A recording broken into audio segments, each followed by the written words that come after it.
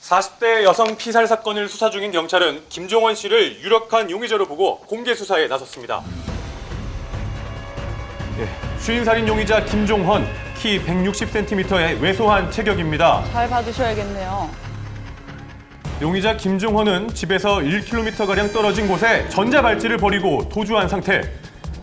그런데 의문점은 경찰이 살인사건 신고를 받고 약 1시간 30분이 지난 후에야 수사에 나섰다는 점입니다.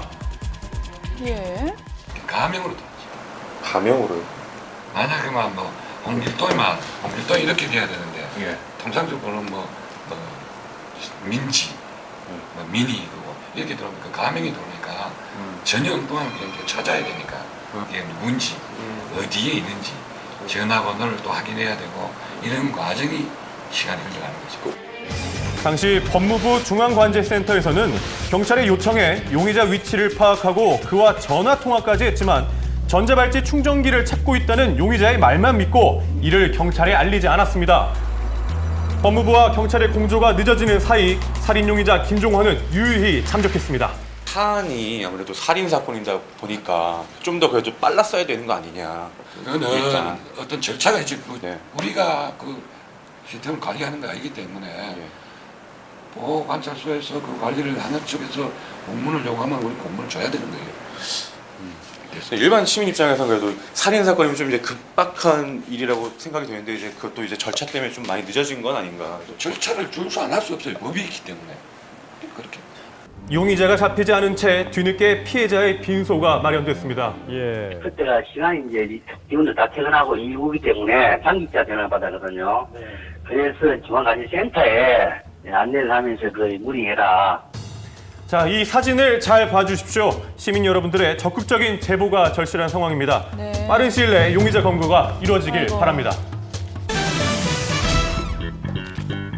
무척이나 더웠던 지난 화요일 아침 한 경찰서에서 모두를 당황케 한 황당한 사건이 벌어집니다.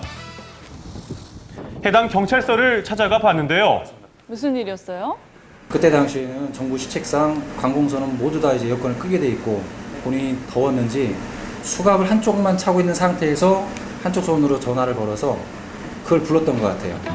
자, 폭행 혐의로 조사를 받고 있던 피의자가 부른 사람 바로 에어컨 설치 기사였습니다. 네. 저기서 에어컨 기사가 들어와서 전화를 받고 뭐 누가 설치했는지에 대해서 전화를 받고 앉은 상태에서 여기에다 설치를 해달라. 더우니까 여기에다 에어컨을 설치해달라고 이제 주문을 한 사항이 있죠. 만취 상태로 조사받기 위해 대기 중이었던 피의자. 자신의 머리 위에 에어컨을 설치해달라고 한 것인데요. 어이없는 요구에 설치 기사는 발길을 돌렸습니다. 해당 판매점도 당황스럽기는 마찬가지였는데요. 경찰서에서 설치를 하라는 거예요. 경찰서 에어컨을 남의 에어컨을 어떻게 설치를 해요? 못 하잖아요. 근데 설치되지 않으시는 거예요. 그러게 말입니다. 자, 휴대용 에어컨이라도 장만하고 싶은 마음 알겠지만 그래도 에어컨은 본인 집에 설치해야겠죠. 어거지 부리셨네요. 일명 연신내 괴담이라고 하십니까? SNS를 통해 빠르게 확산되고 있습니다. 내용인즉 서울 연신내역 주변에서 낯선 남자가 다가와 자신의 동생 손목을 흉기로 긋고 도망갔다는 건데요. 못 들어보셨어요? 그 손목 그 뭐지? 그 버스 정류장에서 손목 딱 긋고서 도망갔다는. 네, 들어보셨어요? 네.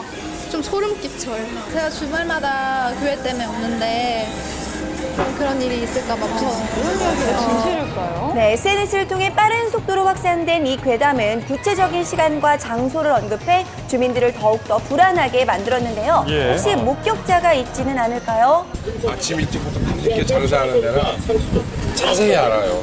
그런 건 아예 없었어요. 전혀 없었어요. 항상 이곳에 계시는 네, 분이죠? 이 때문에 관할 경찰은 수사에 나섰습니다. 주변 상가, 그것도 주변 행인들, 또 병원, 약국 주변을 그런 손목을 다친 사람이 왔었나 확인해 봤는데 그런 사실이 없었고요. 그런 사건이 나면 많게는 10여 통의 신고가 들어오는 지어낸 이야기일 가능성이 없군요. 없군요. 네, 자 그런데 이 같은 소름 끼치는 괴담은 이번이 처음이 아닙니다. 장기매매 얘기는 들은 적이 있거든요. 길거리에서 그렇게 당했다고.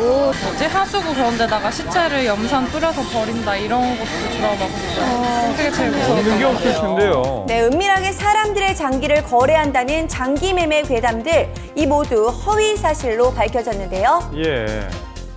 실제 SNS 괴담을 퍼뜨리는 사람은